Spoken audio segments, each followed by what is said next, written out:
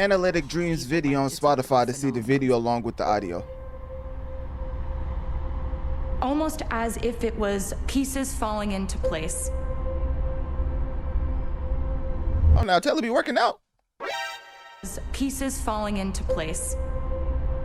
Okay, she trying to get that Nike deal, you know what I'm saying? You guys. All right, my fault. Let's get focused. Hey, y'all get focused now. As if it just happened. The Eras Tour wasn't when all the pieces fell into place. This tour was just when every single one of us who had done so much work, pushing inch by inch, to where we all clicked together. I can read. Who y'all think give a better speech? Optimus Prime, Captain America, or Taylor Swift? I know that ain't who I think it is. Y'all let me know. We have broken every single record you can break with this tour. She's having the time of her life. The only thing left 1, 2, 3. is to close the book. All right, we're gonna mute it right there. I think it's playing music. So what it says is the end of an era, the exclusive 6-episode docuseries. It's still playing music. Okay, so basically you're seeing overall highlights of her show, but the main thing that we're getting into for this specific segment is Taylor Swift announcing on Good Morning America, October 13th, that she will be coming to Disney Plus with a 6-part docuseries. First 2 episodes will drop December 12th, and then it will release 2 episodes weekly after. So when it comes to that, I think me covering Taylor Swift is obviously because of the podcast Notorious Mass Effect. I mean, hopefully I don't have to bring this up every single time, because y'all probably thinking to yourself, as a person who focuses on the music and gaming industry, why are you covering Taylor Swift so much? Well, ladies and gentlemen, that's exactly why. You guys. See, that's the problem. If we're talking about musicians or gaming IPs that notoriously affect the masses, Taylor Swift is the epitome of what it looks like to notoriously affect the masses on the most grandiose stage possible. Because let me remind you, Taylor Swift dropped a whopping 4 million first week as far as her album that just dropped, Life of a Showgirl. And before you think this is going to be a Taylor Swift glaze-a-thon, I do have some jokes to get off, because of course it was brought to my attention that Taylor Swift did take a very interesting marketing strategy that makes you say, don't hate the player, hate the game. But at the end of the day, we have to keep it 8 more than 92, and I have to be fair. And as I read off these specific marketing strategy, I'm gonna put up this specific meme right here. Analytic Dreamz video on Spotify to see the videos along with the audio. So you already know I'm keeping the 8 more than 92. But ladies and gentlemen, let's get into Taylor Swift's interesting marketing strategy. Now, along with a lot of different press releases and releasing a whole movie that did phenomenal, of course, as far as October 3rd to the 5th. So it wasn't like a week-long theatrical release. It was like, October 3rd, October 4th, and October 5th. 89-minute theatrical event. It wasn't a concert film nor a doc, but it was a promo extravaganza. Premiered the Fate of Ophelia video, which was Taylor Swift directed, and the lyric videos for all 12 tracks, BTS footage, and Taylor Swift's songs Reflection. And when it comes to how much it made, goodness gracious, 34.1 million as far as domestic and 50 million globally. Oh, wrong drop. That's not it. As I already went over how the Life of a Showgirl, when it released that same day, as far as October 3rd, it ended up garnering 4 million plus as far as first week sales. And safe to say the closest to that was Morgan Wallen with his album, I'm the Problem, that came out this year. I'm trying to see specifically when it came out this year.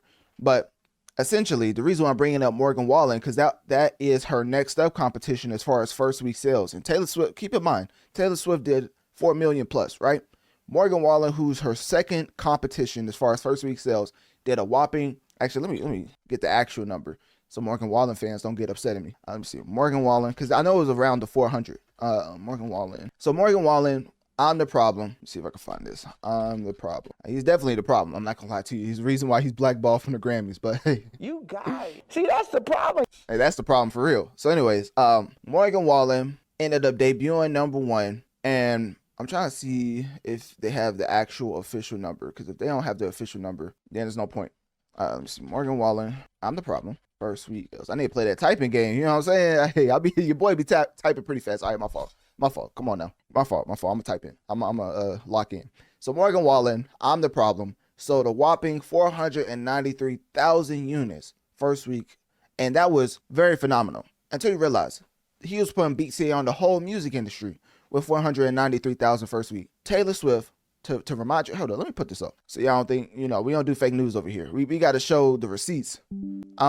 Taylor Swift, ladies and gentlemen, as you can see right here, not only does UMG have a 90% market share currently because of Taylor Swift putting BTA on the music industry, but as you can see right here, pull this over. As you can see right here, 4 million first week compared to her second up, which is 493,000 first week. As far as Morgan Wallen's I'm the problem, we've never seen a Notorious Mass Effect like this in quite some time.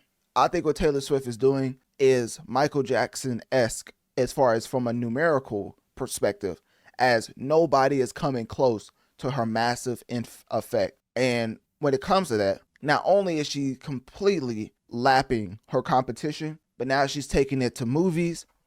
She already took it there with her album. And then, ladies and gentlemen, now she's putting out a whole docuseries on Disney. I know that ain't who I think it is. But guess what?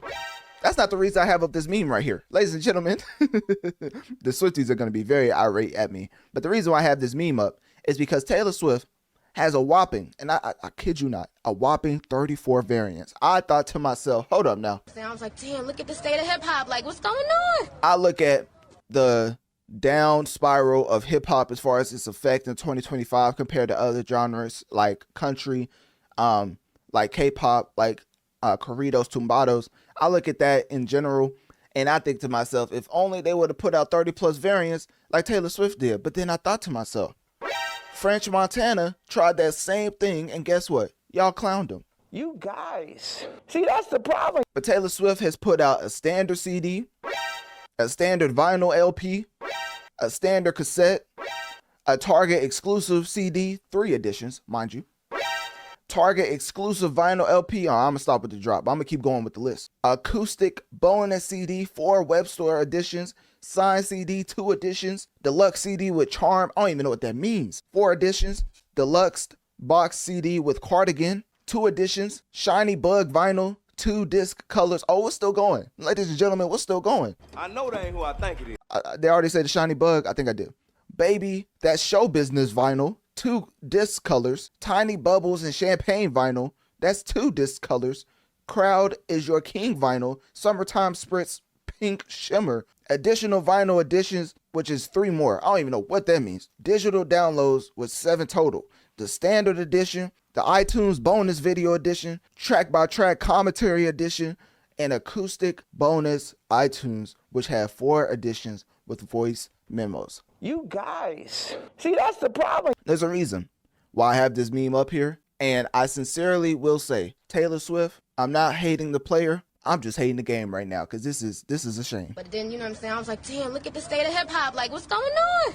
If only hip hop fans would stop clowning their artists for putting out variants when the biggest influencers in the music industry do the exact same thing with no repercussion. So, off of that point, I'm going to take this meme off because I don't want Swifties think I'm coming at Taylor Swift. I don't want any beef, any smoke with the Swifties. You already know the several times I've covered Taylor Swift, it's been nothing but a glaze-a-thon. So I'm just keeping it 8 more than 92 and showcasing how she did these type of numbers, because of course you need people to support those variants or else it just wouldn't make sense, right? So she has a supporting fan base to do this egregious amount of variants. I mean, I thought to myself, like, hold on now. I know I'm a superhero fan, but I didn't even know if I was watching Loki or if I was watching Taylor Swift's rollout for Life of a Showgirl. I couldn't decide. You guys. I couldn't decide at all. I was thinking to myself, dang, Kevin Feige really did a number on Taylor Swift's album. All right, my fault. So throwing the multiverses away, the main thing I was wanting to get into is that Taylor Swift is putting out a 6-part docuseries for Disney Plus, right?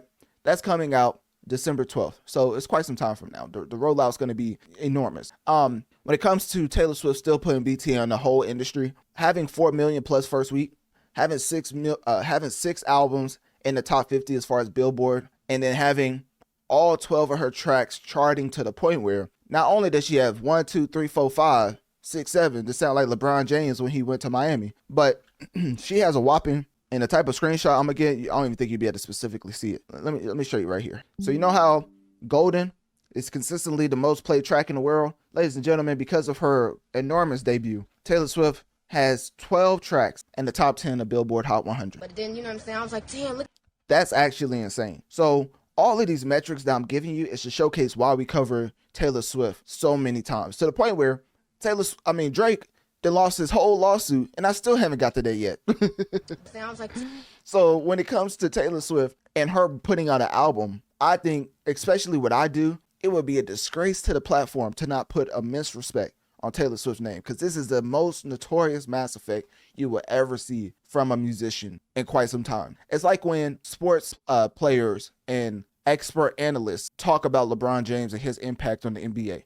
Whenever he leaves, we're going to see a distinct change in the league as far as how they maneuver to get eyes on their product. Taylor Swift and what she's doing to the music industry is something that we'll never see again in our lifetime, because the amount of time it took for Taylor Swift to build up this type of audience. I mean, she was going through everything. Remember when Kanye hopped on stage and basically said that her award should have went to Beyonce? You guys. See, that's the problem. Remember when Kim Kardashian was recording all type of phone conversations, basically to make Taylor Swift look like the most evil person in the world? You guys. See, that's the problem. Remember when Taylor Swift was dating the Jonas Brothers? All right, my fault. I just wanted to throw that in there. My fault. I'm being messy. So when it comes to Taylor Swift specifically, I wanted to see when she put out her first album, because we're not going to see this in our lifetime. I want to tell you how long the buildup was. So from 2006 to 2025, almost 2 decades, and you come to realize she's now reaching the peak of her career. When it comes to being an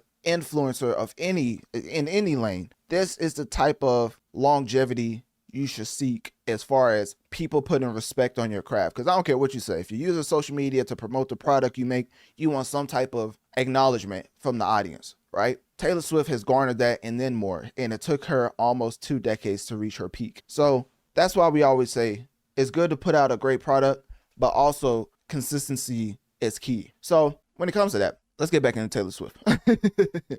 The main thing about this docuseries is that it was directed by Argott. I think that's how you say it. And when it comes to behind the scenes look at the Eras tour, that's the main thing as far as development, logistics, fan impact, emotional closure of the tour. And then you come to featured appearances. You have Gracie Abrams, Sabrina Carpenter, Ed Sheeran. We shout out to Ed Sheeran. I think he's one of the most talented musicians we've ever seen. But anyways, let's get back to it. Florence Welch, I think that's how you say it, and Taylor Swift's family. And then description per Disney, quote, an intimate look at Taylor's life as her tour made headlines and thrilled fans around the world. And then Taylor Swift came out with her own statement. She said, quote, it was the end of an era and we knew it, ...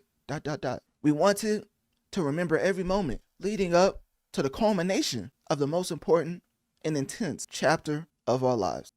And then, of course, when it comes to the format, I already talked about how the first 2 episodes is dropping December 12th, and there's going to be 2 episodes released weekly after that. So this makes all the sense in the world, because if you can generate $50+ million in the box office, then safe to say you can generate a lot of eyes and engagement on a streaming platform where people don't have to travel anywhere to watch it. They just have to subscribe to Disney Plus, which, as we've seen, Taylor Swift can get the Swifties to subscribe to a lot of things. All right, my fault. So when it comes to Taylor Swift and Disney, they've already had a working relationship, as 2020 Folklore came out with the Long Pond Studio Sessions, a 106-minute doc filmed at Aaron Dessner's Long Pond Studio. And then in 2023, can't forget the Eras tour, how the film version went straight from making $250 million worldwide as far as in theaters and transition into Disney Plus. So that happened in 2023.